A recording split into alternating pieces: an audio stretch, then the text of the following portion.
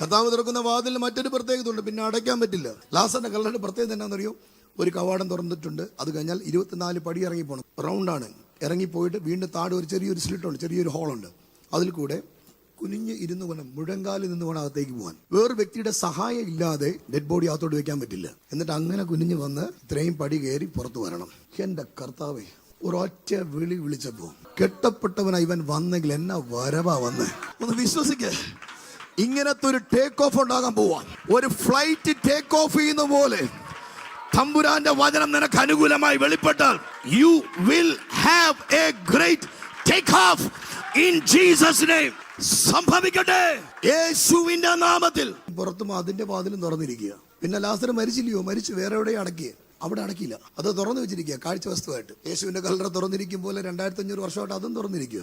എനിക്ക് മനസ്സിലായി, കർത്താവ് തുറന്നാൽ ചുമ്മാതെ പോലും അടയ്ക്കാൻ പറ്റില്ല.